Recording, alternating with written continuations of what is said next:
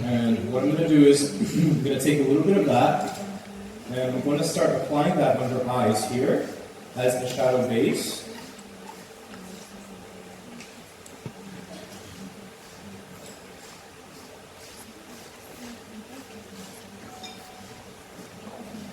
A lot of times for red carpet or editorials and magazines and stuff, I don't use powders. So a lot of times I just use like this, concealer or foundation on the eyes to create the shape because it mimics real skin. Because once you put the powders, you can't really clean that, right? It gets very messy.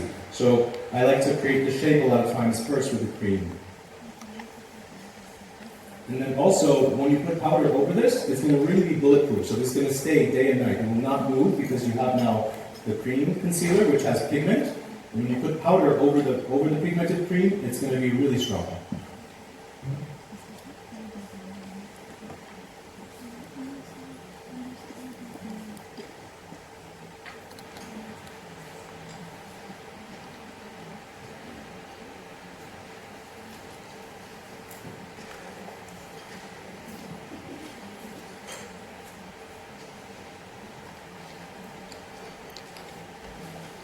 Now I'm going to take the same product, and I'm just going to go a little bit underneath the eyes.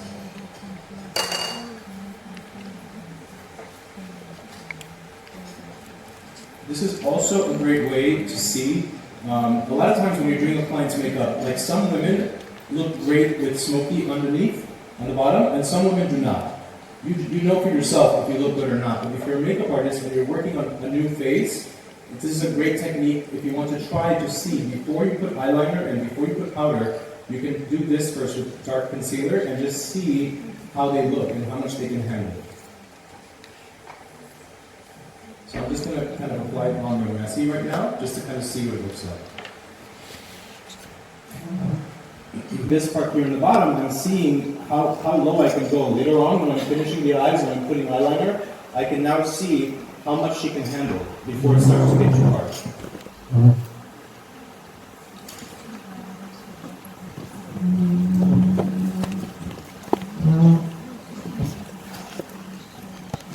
I'm going to take a little bit of that same powder that I used before, and I'm just going to set that now so it has a nice grip. So this powder now, very, very little, is going to set that.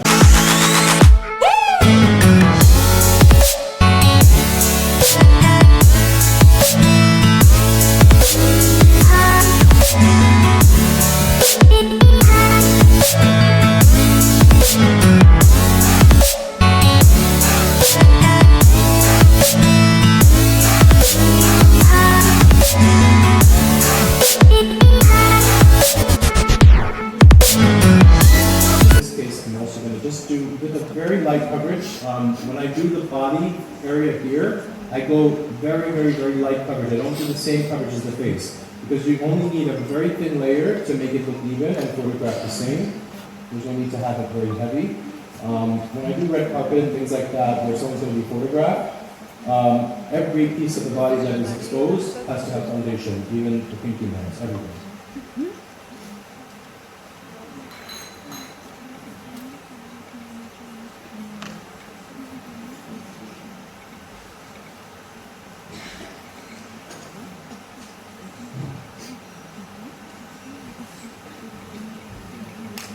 I'm not going to go too close here because I don't want to bury the close. I'm just going to put it here a little bit.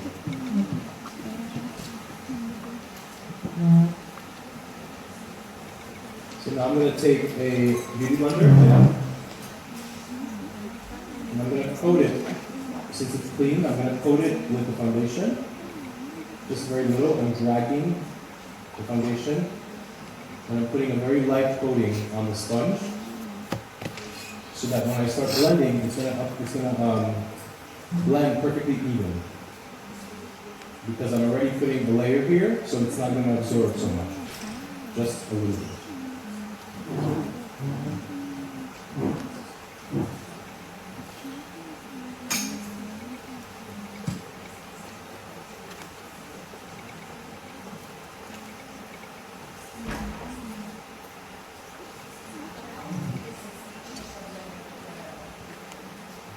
Like 10 years.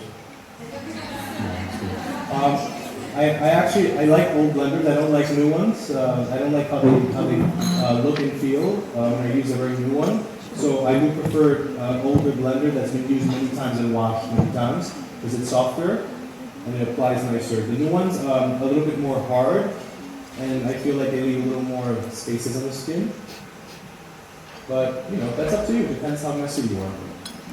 I look at some girls' makeup bags and I've often been horrified at the sponges I see. But I understand because I'm the same way. If I have something like in my bathroom, if I'm going on camera and I do a little foundation or something, I mean, you should see my sponges. They're disgusting. I never wash them. I don't know why we do this for ourselves, but I don't do that at work. But we wash it. My assistant washes it every time after we use it. We wash them with soap and water.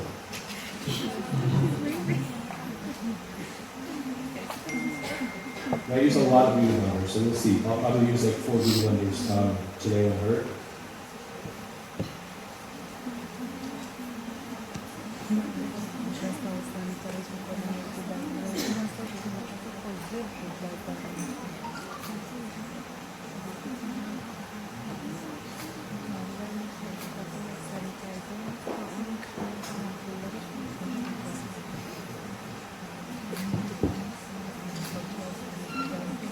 So I'm just pressing it in and I'm melting it in. Looks good.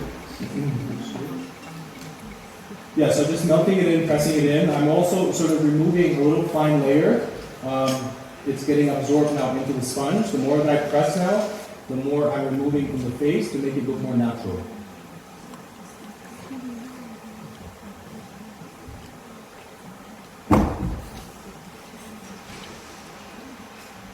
And then I save some here because I'm going to use a little bit later.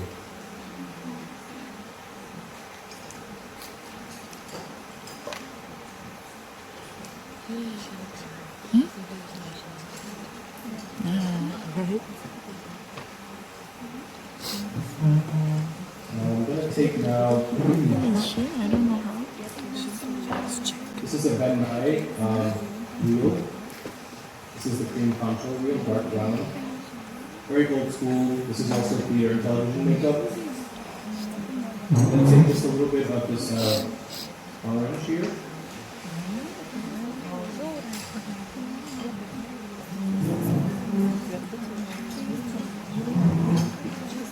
And I'm going to apply just to where I see a little bit of darkness on the skin, which is usually in this area here.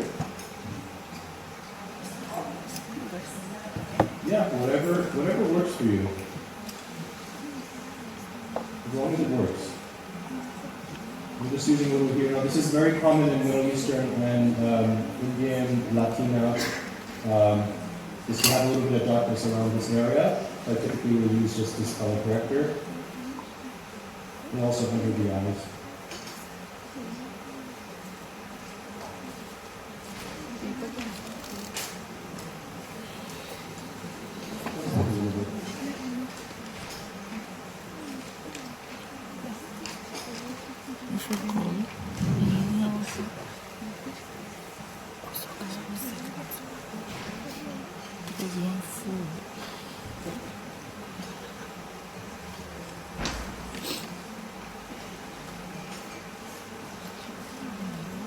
This is just a clean brush.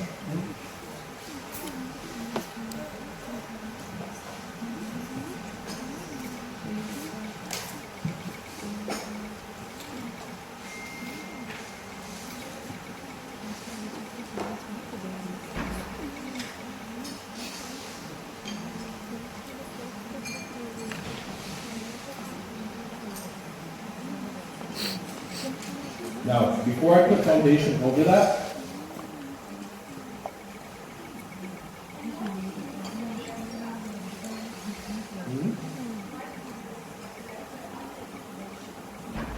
just because I like to. Doesn't really matter. Doesn't really matter. You can do either way. Sometimes I do before, sometimes I do after. But I wanted to see, in this situation, I wanted to see if the foundation would be enough. And if not, then I will add a little corrector. So I'm just adding a little bit of corrector. But before I put now more foundation over it, what I like to do is I like to put a little bit of, I like to put a little bit of the powder. This is again the same translucent powder. Just a little bit. You see, I'm removing it all, and I'm just setting that corrector.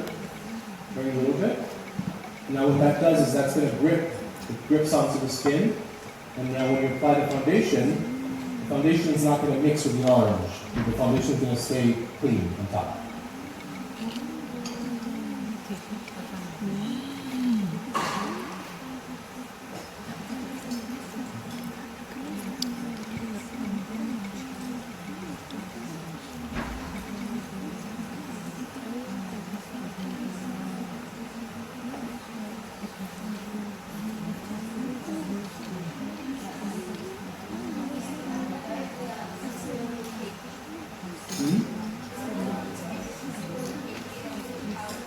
No, because I put such a tiny little amount. And then I'm taking now the foundation,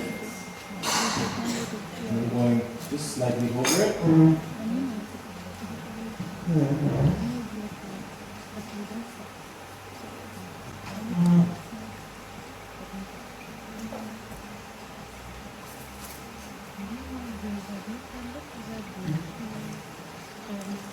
You can see how I'm putting on the brush, and I'm kind of blending it into my hand, just so it has an even coating. And I'm sticking.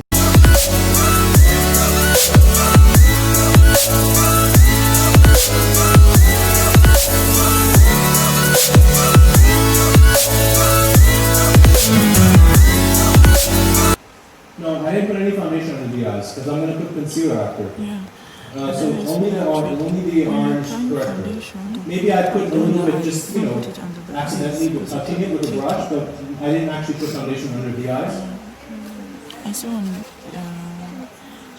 Do you follow this? Yes, you can put it directly in the skin. Yes. Yeah. 𝒂𝒌𝒆𝒖𝒑, do you follow her? But don't put too much. The reason why I put it after is because I want to see maybe sometimes the foundation concealer can correct it by itself without adding corrector. So as much as you can, try to use less as possible.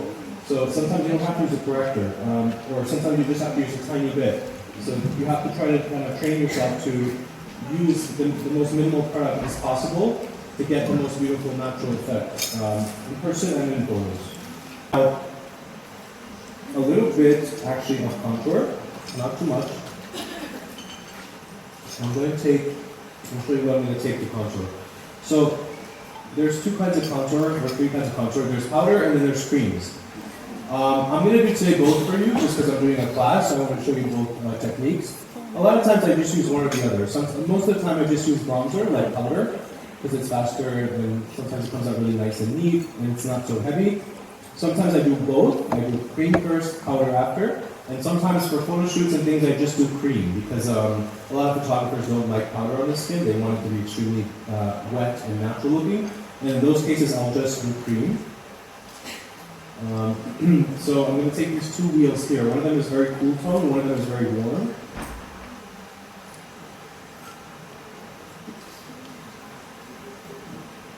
Okay, so this is the deep contour here. And then this one here is very cool tone. See, more gray. See the difference? And then you can mix the two as well.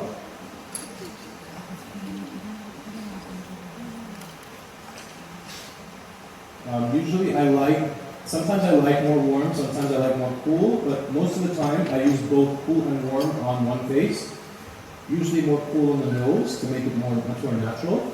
Usually the initial line that I do here is a little bit more cool, but then I warm it up with a normal bronzer. You don't want to go too orange with the bronzer and with the contour, especially in the daytime, because it can look really red in the daytime. And you want it to look very, you want the contour to obviously be effective, but you don't want it to be so obvious when you're seeing harsh lines.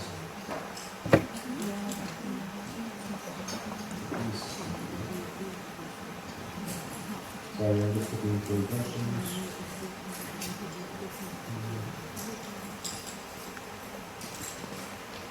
Okay.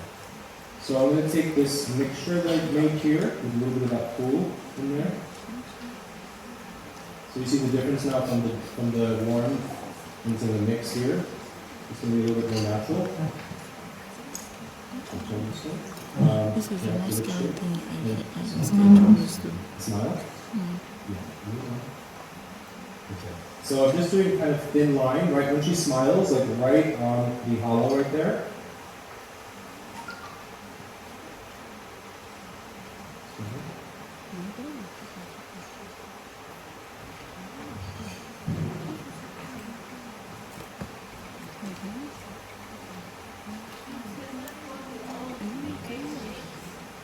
Sorry?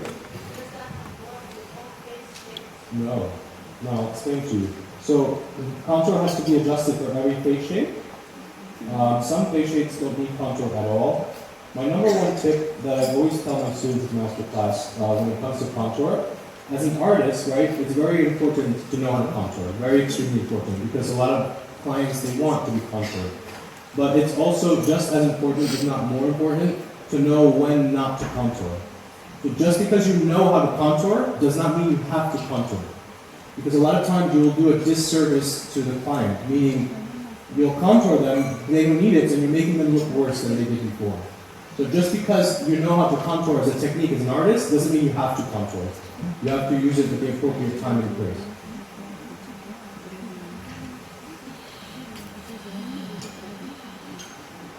Now, being that I'm doing a class with you guys, I'm doing the full thing, you know, contour, cream, colors. And also she can handle it, her face can handle it. So she has a face that can handle natural makeup, that also can handle very glamorous makeup. So it's good, we can do it here, and it works beautifully.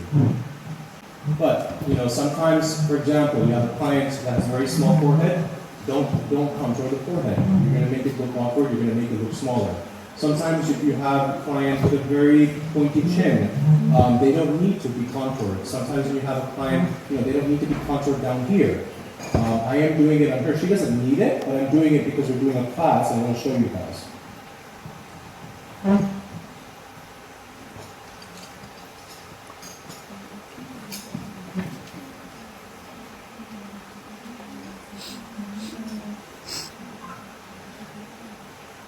Do you guys contour every day? No. Yes, you do. Don't lie.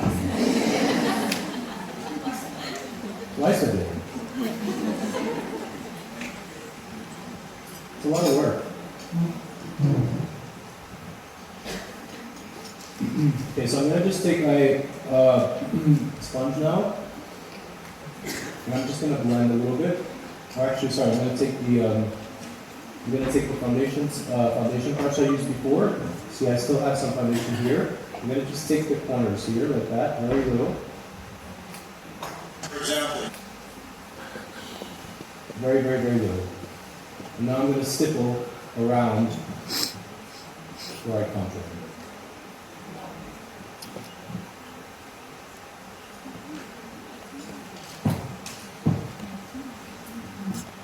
And now this is melting and blending together the contour with the regular skin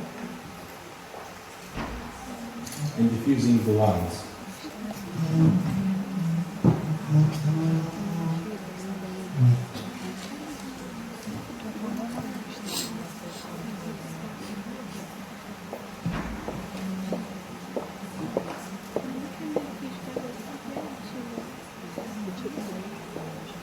And then your forehead as well.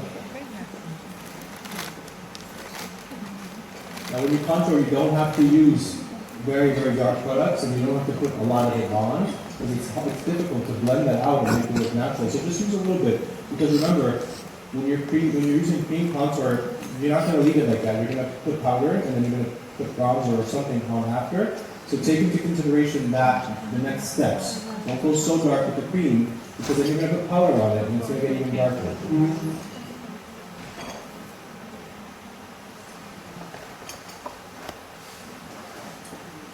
You also have to be careful with the contour, because sometimes contour can make you look more masculine if it's not done appropriately, or if it's done too much. Turn it like this way. Okay.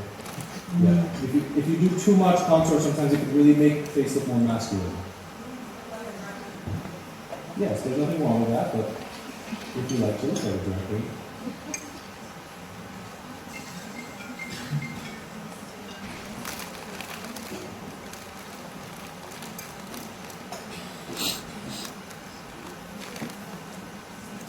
So, so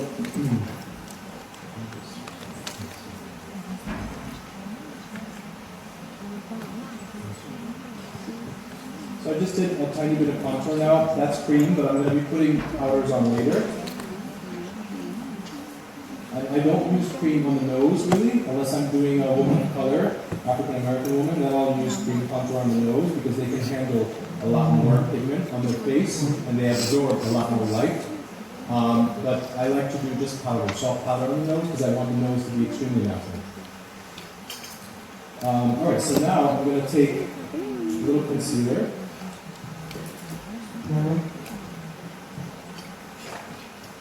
Or a lot of concealer. I do use a lot of concealer.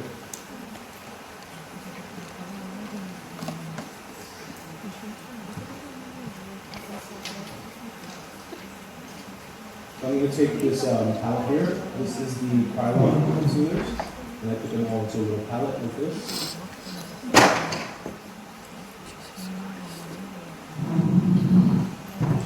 And which color for her?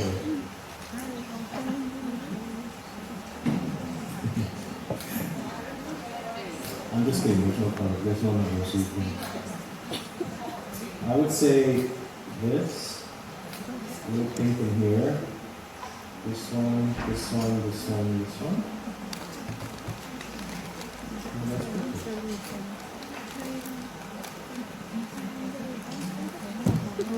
I like to go a little bit more pink for the other eye.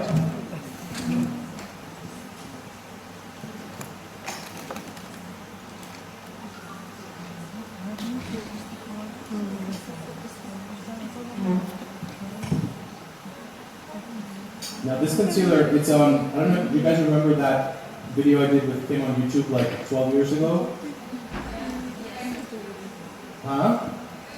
The Vegas magazine makeup? Yes. This is the same concealer from that video that I still use it. I've been using it for like 17 years. I use other stuff as well, but I still this is kind of like the main one that I still use. So I'm going to take it. It's kind of a hard concealer. It's not extremely oily.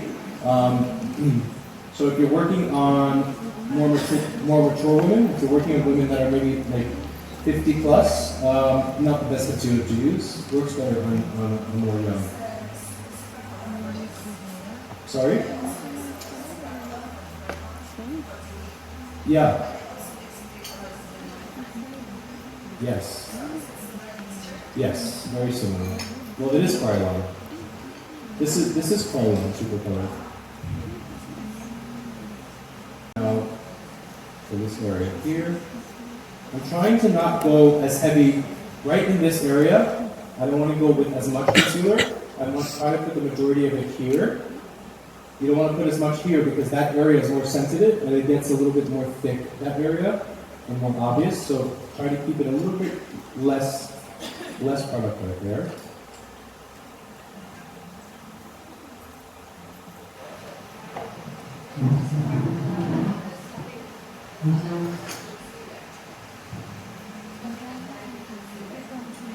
Is someone asking me a question? I can't hear.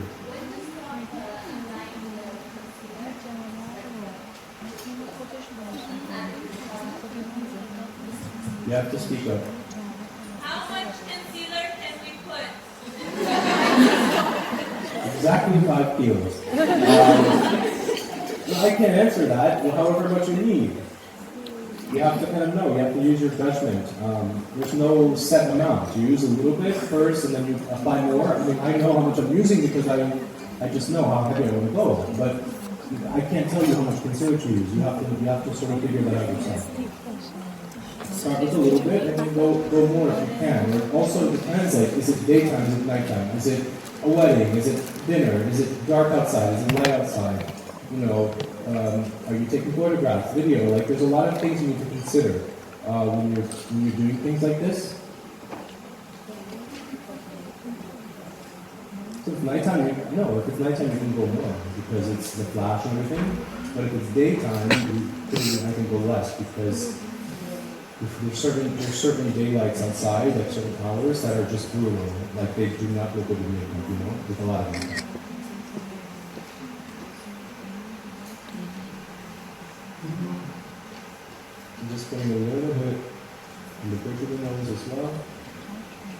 Just a little bit more.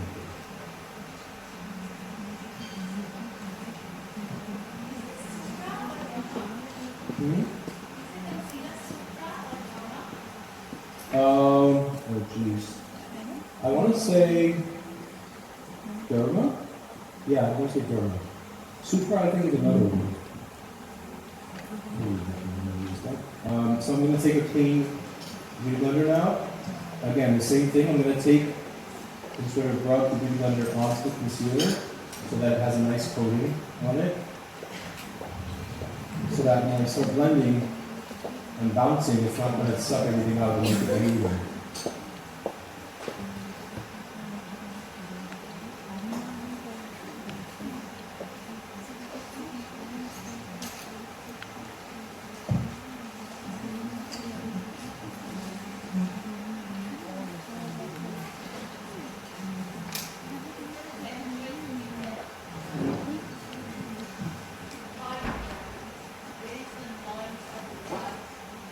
What?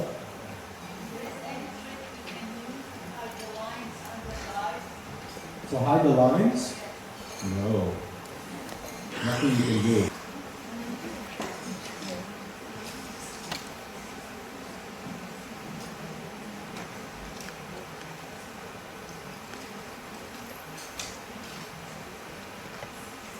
Now, for the artists out there, this part, right, could be scary if you're working on a new client, because sometimes you don't know if they're going to look good with the bottom. Like sometimes if you put the line on the bottom, it's like, oh God, no, it looks so bad, you know. But the reason why I know I can do it is because I did earlier with concealer, and I saw that she looked good with it. So that's how I know now that I can do it without worrying. Also, it's really good to ask. You know, every woman knows what they look best in and not. So if it's simple as that, I always ask them, do you like yourself with the bottom liner? And they right away they know, yes or no, because everybody knows for their own face.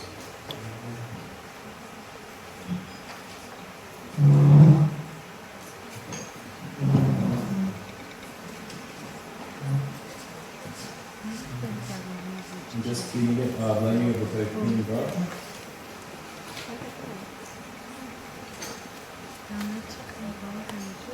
I'm going to take some of that dark contour powder.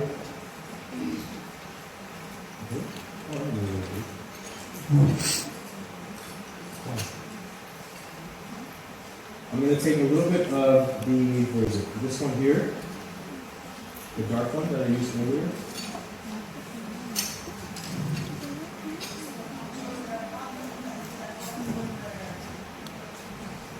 Cream. This is the cream contour. Yeah, I'm going to just take it because it's a little bit of a deeper pigment, and it's just very easy to smoke the eyes with. So I'm going to just kind of...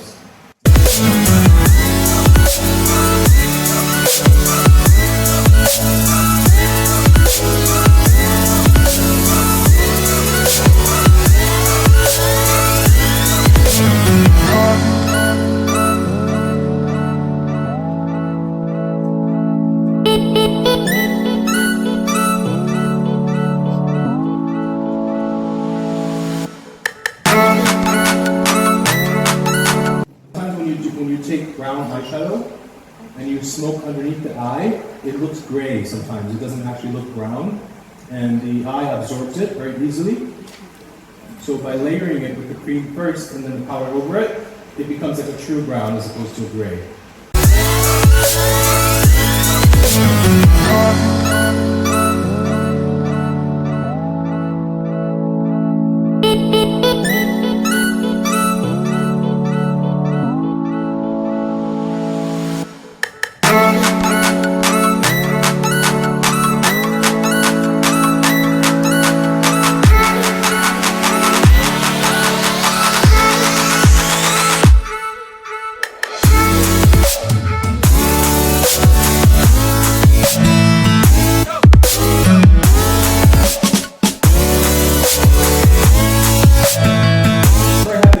To smoke someone's eyes out like this and really blow it out and bring it down. I like to take advantage of that because it's very modern and beautiful.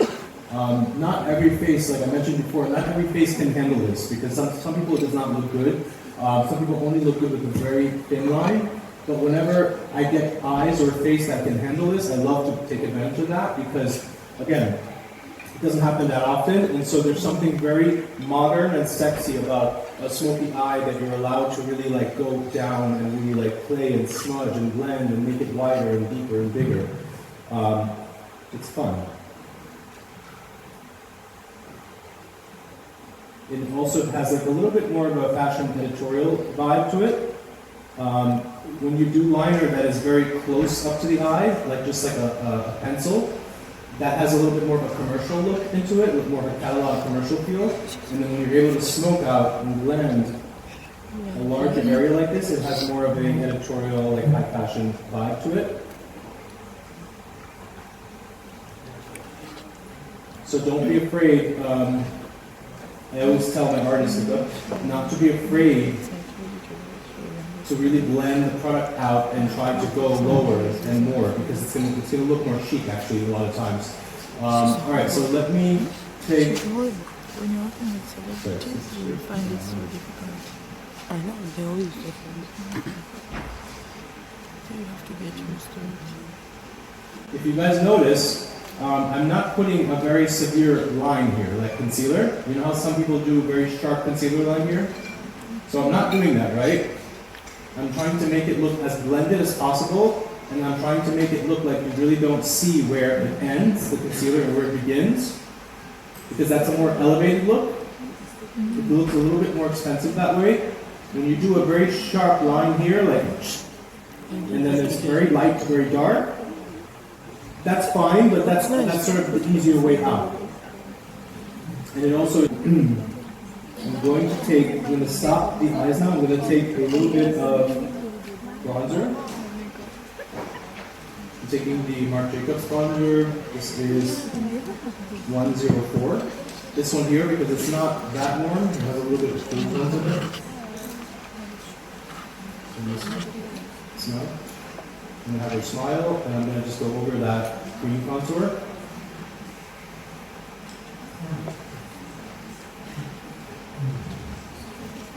And I'm not going too thick with it. I'm going to keep it relatively thin here, just so that it sculpt nicely, and then blend the edges out. Then I'll take blush a little bit later and put that over it.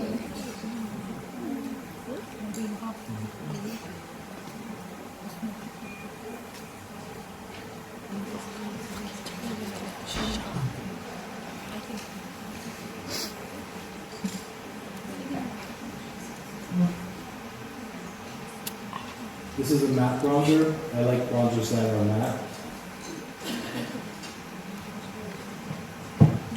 And then I'm going to take just a tiny bit on the tip of the brush here.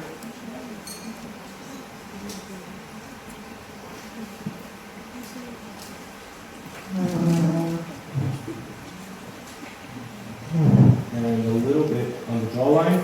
You don't want to go too heavy on the jawline, because it can look like you have a beard if you go too heavy. But if you're taking photos, or if you're going to be on video, and if you have like a double chin, you can go heavier with this, as long as the face is straight forward. But if the client is moving left and right, that's when you start to see it a lot, and it starts to look like a 5 o'clock shadow. But if the client is going to be straight on camera or on video, you can go pretty fairly dark over here, and it's going to really make it look skinny here. But again, on camera and video, you don't want to go too much for in person.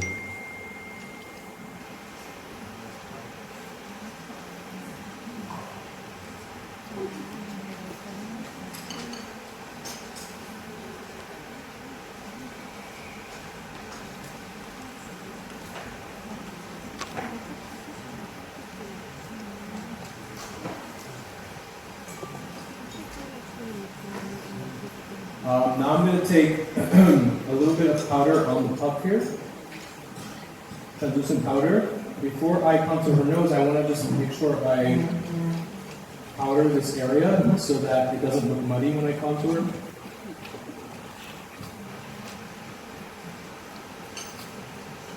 So now that that's set, nice and dry, I can go ahead with the contour brush.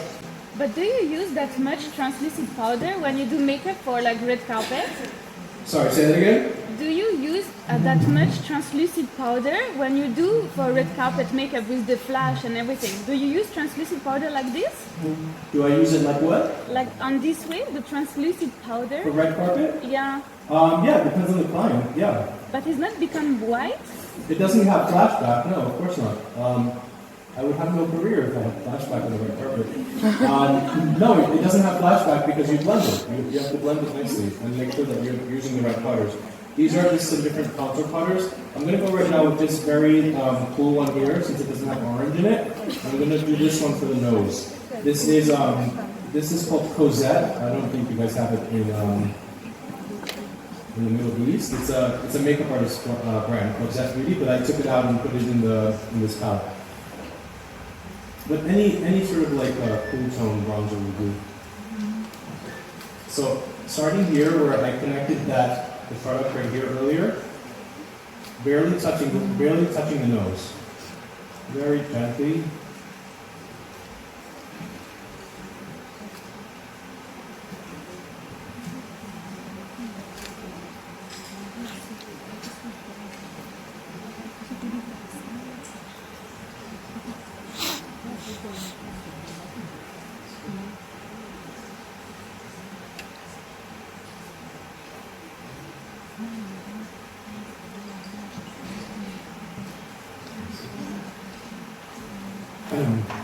Okay. If I'm going to go with it now, a softer brush. The softer the brush, the more diffused it's going to be. So this one, you see how it's soft and it moves. So this one now, you can go with more pressure and it's going to go a little bit more diffused. I'm going to go one shade deeper now. I'm going to take now this one here. A little bit more warm.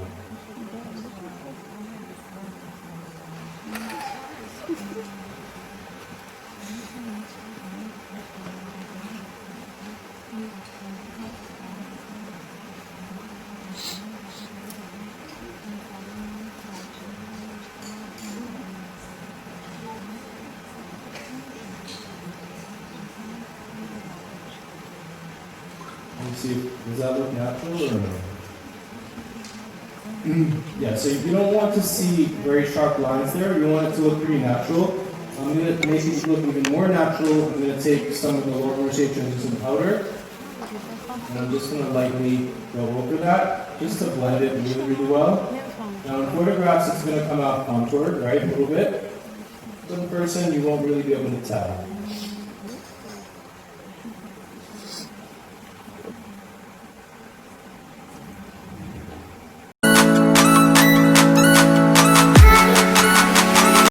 Just a little bit.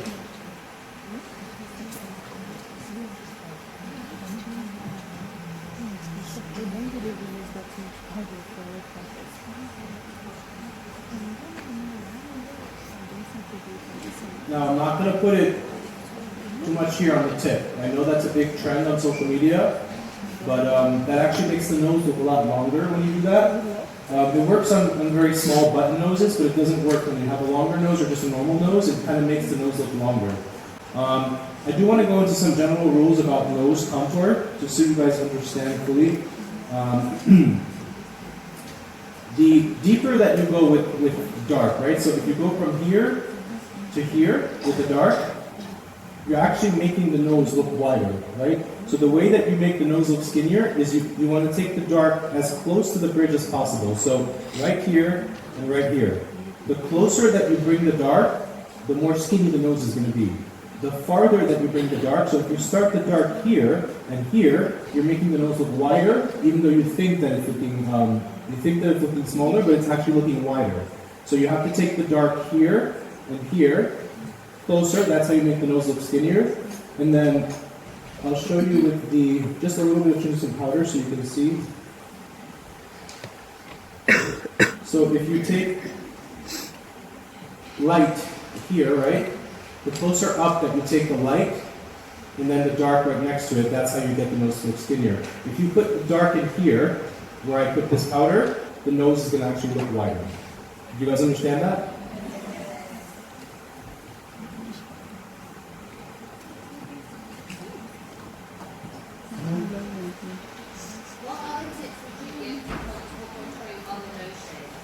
Yeah. So if a nose is very long, right, or if a nose has a bump and then it goes down, do not take the contour all the way down to the bottom because you're making the nose look longer in person and photographs and video and everything. So if someone has a very long nose and you're contouring the sides, don't take it all the way down to the tip of the nose because you're elongating it, making it look more long than it already is. You can kind of stop to right where you want to trick the eye to make it look like it's shorter. So you want to stop to right around here. Don't bring it all the way down because the more down, the lower that you bring the contour, that drags the eye down. And so everything that you're shaping is going to drag it down more. Same thing with highlighter on the nose. Don't put too much highlighter here on the nose because again, that's going to drag the nose down and make it look longer. So, usually what I do on most people is I do a little highlighter here and then I do a little here. So I bring out this area and I bring out this area and I leave usually one area without anything. So it's not one sharp line of highlighter down the nose.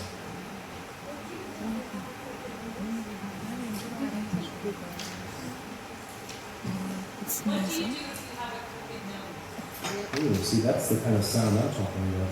I can hear you. What do you do if you have a crooked nose? I'll tell you. It's very tricky, actually. I'm just going to take a little bit long. Sorry, I see random things and I'm just fixing things. So I'm just taking a little bit of a wet brush, just with that same color from the beginning, the beauty campaign.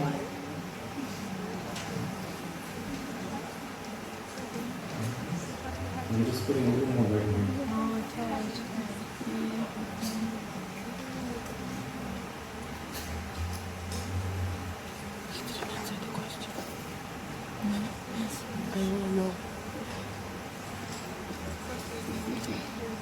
Okay, so if someone has a crooked nose, let's say the nose goes straight, but then it goes crooked this way, right? And this way, like that, you understand? Okay. Do not follow the side of the nose, because if you follow the side of the nose, let me see how I can explain it to you. If you follow the side of the nose and it goes inward or crooked, then you're making it look even more crooked, like this. So you have to kind of cheat it, right? So let's say her nose was, this is going to be awkward, but let's say her nose was like this, right? You understand? So I'm not going to take the contour and go like this because that's going to make it go even more. So I'm going to take the contour and I'm going to keep going straight down with my brush. You understand? So not this. You ignore the crooked part and you take the shadow and you keep going straight down exactly and you cut the crooked part. And then when you're looking at it from straight on, it creates the illusion that the nose is straight. Yes. Of course. Huh? You're coming up? Hi. Hi, Mario.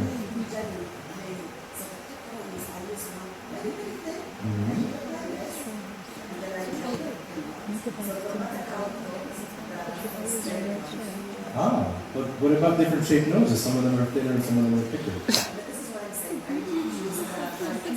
Okay. So you do this, and then you draw on the side?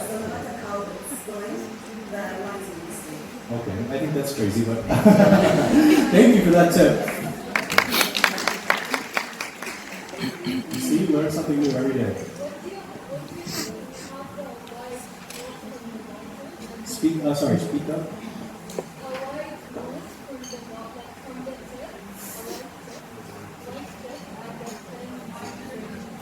If the tip of the nose is wide, you go down with the dark. So also another thing that's very helpful to know is like the thinner and more dense that the brush is, the more, like this is a perfect example. If somebody has a thick tipped nose, I will take a more thin and dense brush like this and put the color on it and then draw a skinnier line, right? Because the more skinny you go with the line, the more pinched the nose is going to be.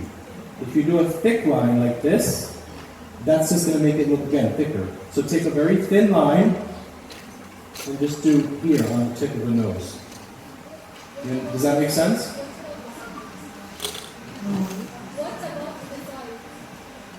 Sorry guys, what? What about the sides of the nose? Like if you have a wider nose on the sides, not the bridge.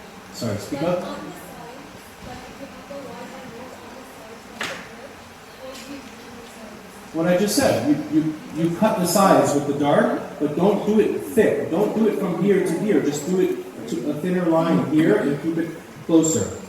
But you guys have to, What about the nostrils?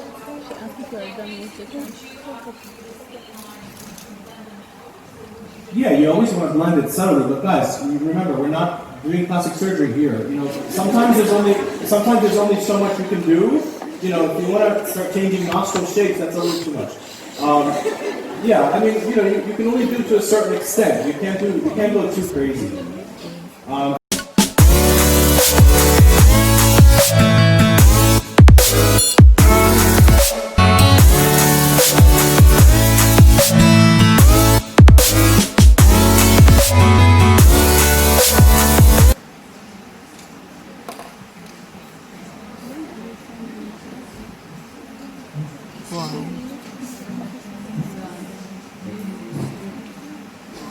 Alright, I have to see what I'm doing. Let me just take a step back. Move straight, please. Okay, so I'm going to take now just this clean sponge here. It's just it's damp. I squeeze it out, and I'm just going to blend. What cream blush do you use? Sorry? What cream blush is this? Yeah, I'm going to show you. It's the 𝒂𝒏𝒚.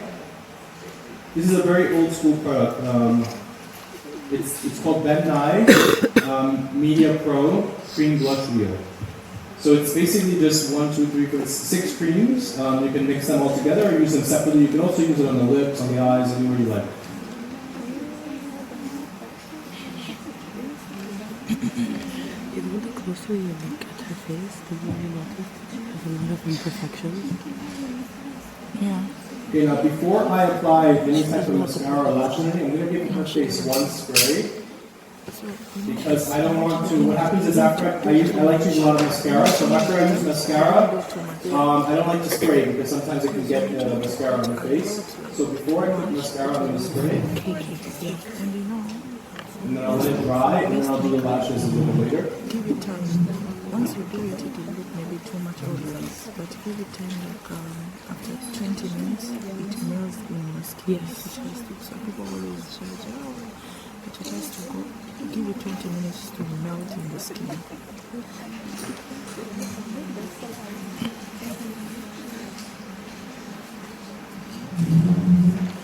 I love doing makeup. I don't like matte. I love doing makeup.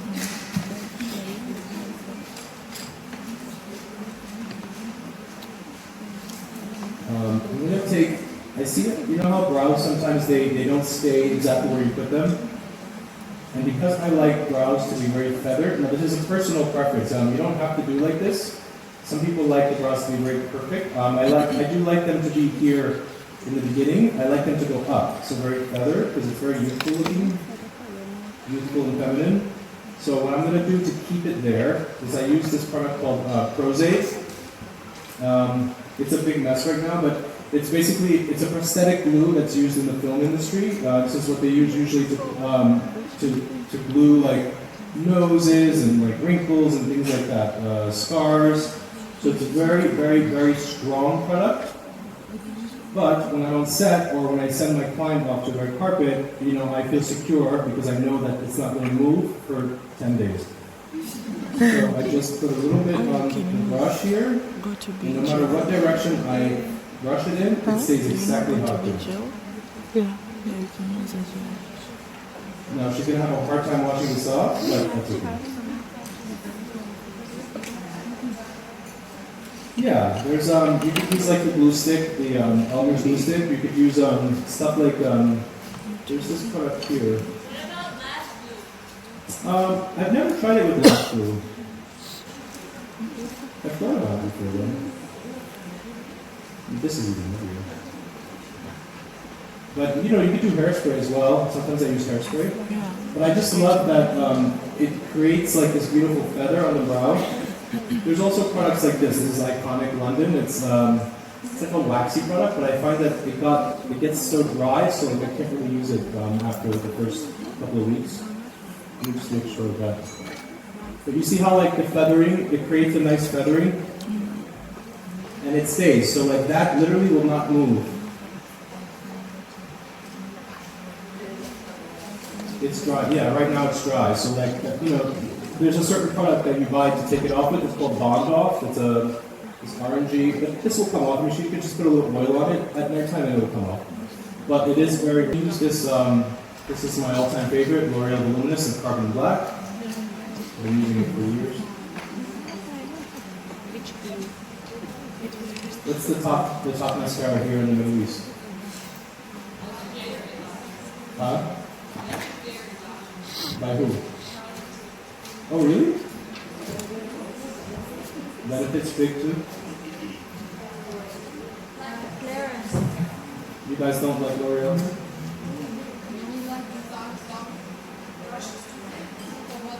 This brush is too thick? Why? We don't get this here.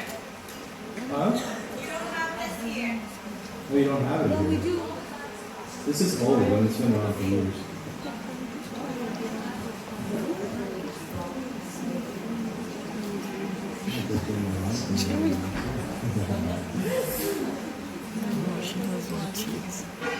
No, I have tried like it's one of those products for me that I've tried other ones. I always have tried try to get into other ones, the toothpaste and the Benefit and the Lancome, but I always go back to this after because I guess I just feel comfortable with it.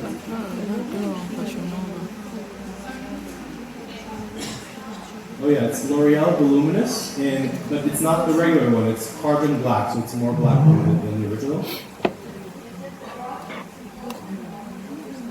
Is it what? For me, you mean? The reason why I like it, you're saying? It's both. It's the formula and the brush. It's not too wet and watery. I don't like mascaras that are very wet and watery because I feel like I lose control. So this one is kind of, it's not so wet, so I can really build it and I could go on kind of like a little bit rough and not worried that it's going to get messy or anything like that. Sorry, say that again? Do I use this disposal one? Sometimes. No, but usually my clients have like, so L'Oreal sent me like 100 of these. So like my main clients, they all have their own with the name on it and stuff. Size, this is size 9.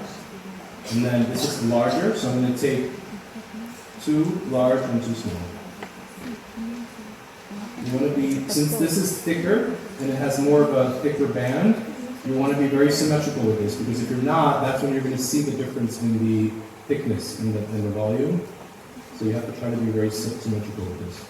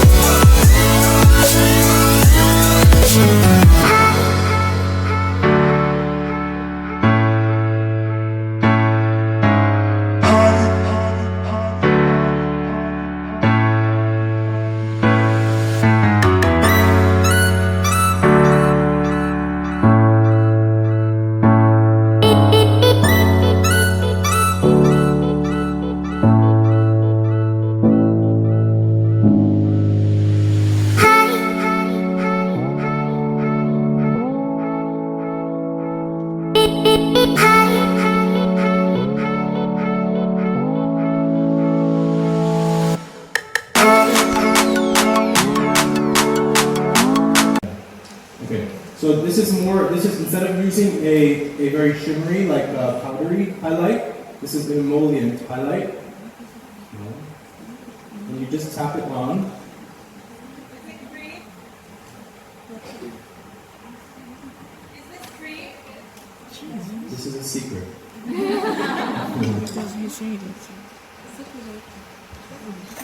You can use, honestly, I mean, I can't show you what this product is because it's something I'm working on, but So many times.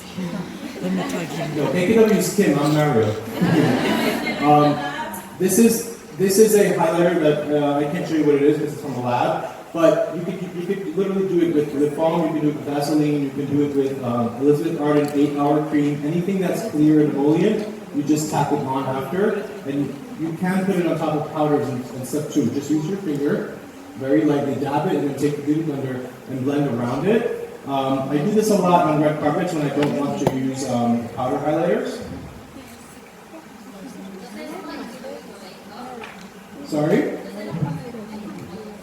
Say that again? Does it not move around the makeup while they're tapping?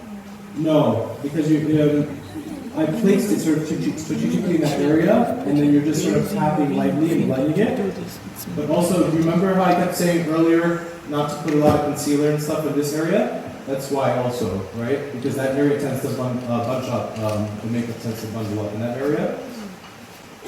Hi Mario, I just have a quick question. If you're using cream highlighter and powder highlighter, which comes first? Is there any preference? Is it powder over cream or cream over powder? Typically cream first and then powder after, but this is different. So this is not a cream highlighter. This is like an emollient clear product.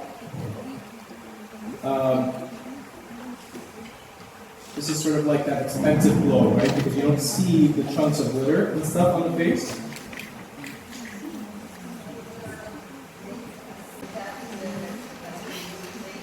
Way more than one item. There's a lot of items coming. Well, I can't share that with you yet, but Middle East or the US? Soon.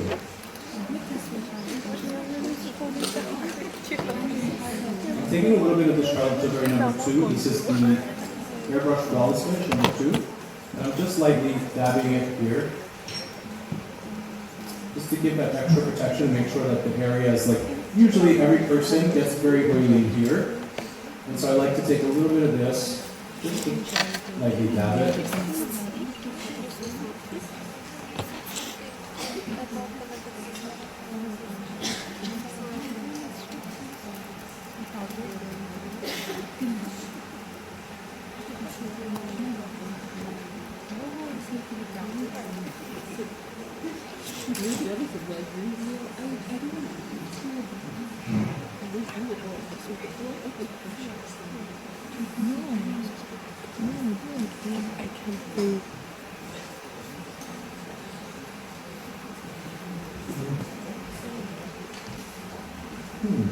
I wonder what this is.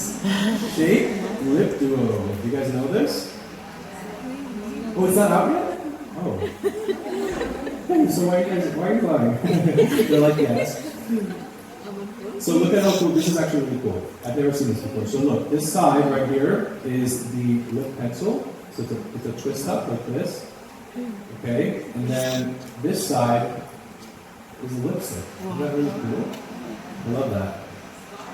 Yep, and this is like softer, the lip line is a little deeper, this one's a little lighter. So this is actually, congrats dudes, this is really beautiful. These are really cool.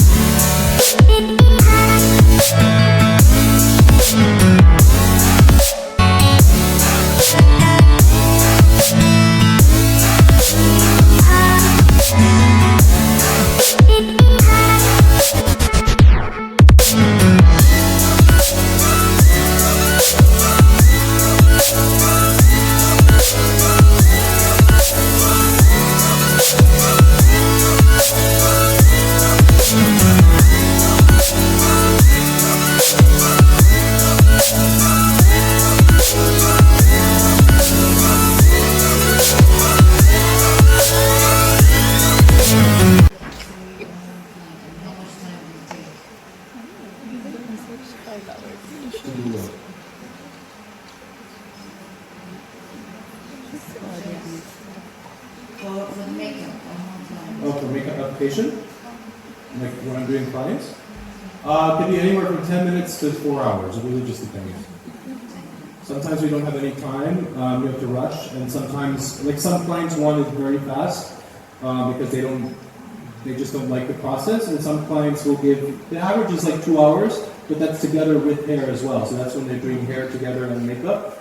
But sometimes they stop, they go to the bathroom, they eat, they're with their kids, they're working, they get their nails done at the same time. So it's you never really get straight 2 hours. You always get it's chopped up in little pieces, you know. But the typical, I would say, is like 1 to 2 hours. Some clients really.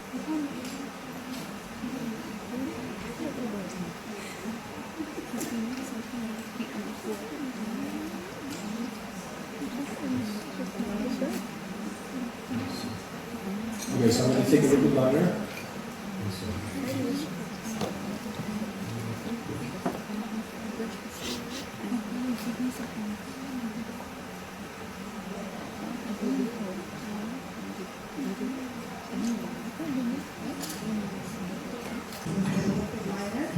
When you're applying it on top of the waterline, if it's not a nude liner, where do you know where to stop?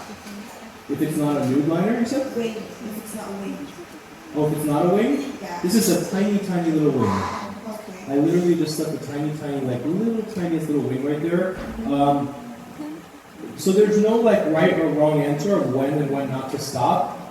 It's more like of a personal preference thing. In this particular case, like I decided not to do a longer wing because I wanted to keep it the definition concentrated into this way and not spread it out this way. I don't know, there's something about this that I like. Kind of the roundness in the eye, I prefer it. So there's something very innocent and feminine and like almost it's like a very doughy eye to me. There's a feeling here that I like. And if I were to take a line and drag it out, it's still beautiful, but it changes the whole makeup. It changes the feeling, turns it into something different.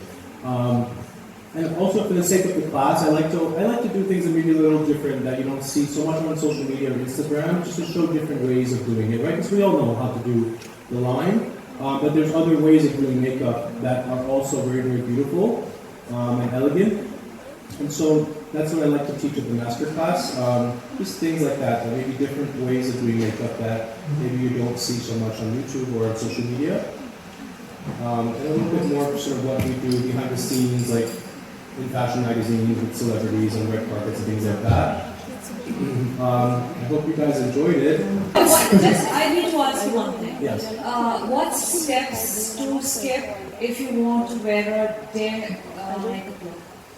To carry day makeup look? What steps to skip?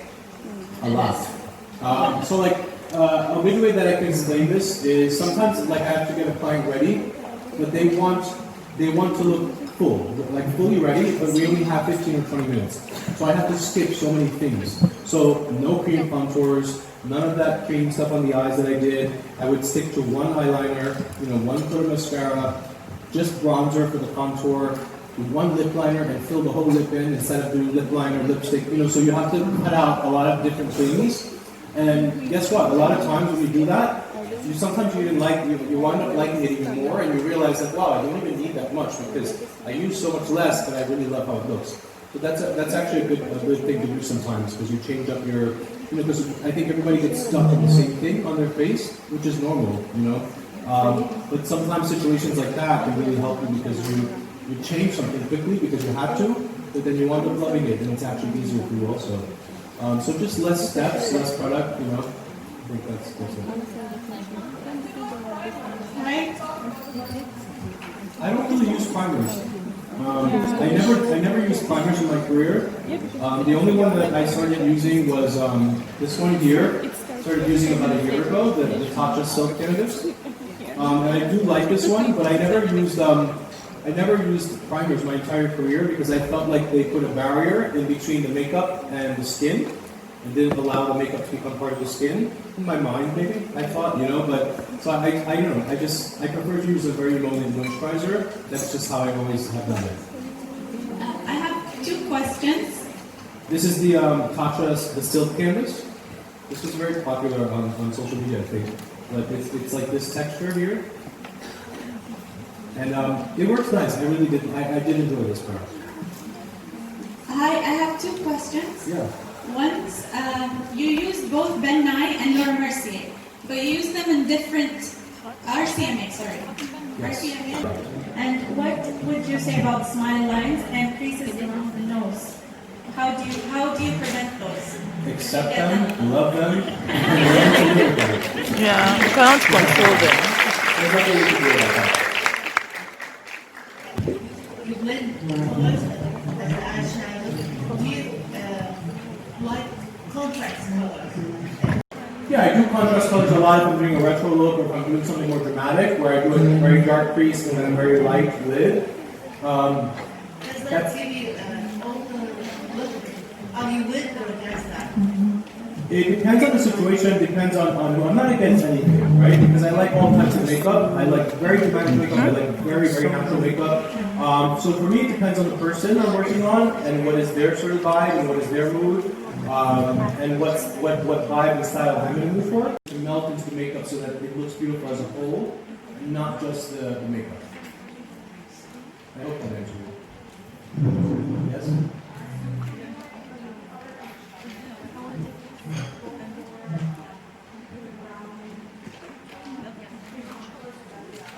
Yeah. No. So the only time I would use the brown is when I'm just doing, let's say, a red carpet or a magazine cover where I'm only using that, no powder, because that looks like skin. So it's like when the camera hits it, it has like a little natural glow to it. So whereas powders have a matte feel to it. Or I use it like I did today as a base for brown powders. But if I was to do bright colors like blues, reds, purples, then I would just do like white or beige. Hi, I have a question. Do you have like a way to prevent inner corners that the eyeliners to melt? Like, because every time I put eyeliner here to melt, I cannot like stop it, like smudges over On the bottom? Yeah. Do you bake? Yeah. Really? Is it maybe switch to a like a waterproof pencil and then bake? But usually baking really prevents that because it stops. It's like a sandbag, so anything liquid hits the baking and then it blocks it, so it doesn't go down more. But try a stronger pencil that's more waterproof. Thank you. Yeah. Serena, a question. Yes. I do. I love setting sprays. Yeah. Favorites? Yeah, I use the two that I use the most often are the MAC Fix Plus. This is like my OG. I've been using this since I started. This one, and then the Tatcha Dewy Skin Mist. This one really makes the skin dewy, so you have to be careful. I only use this like usually when I use it, I only spray it in this area. It just depends. You could also use like Evian water, anything like that. I mean, honestly, they all work very similar. I think. Hi Mario. Hello. Hi Fos. I want to see the makeup close, so I want to read. Where are you? I'm here. Huh? You want us to make up close? Yeah, I want to see in her face. You want to see what? Her face. Her I want to face? see the camera. I can't realize the Okay, so makeup. come up closer and see it. Okay. But it's better in person, I know, because the lighting is amazing. Thank you. We'll take it. She said here it's magic in person, so just take her word for it. Any other questions? Yes, about the translucent powder.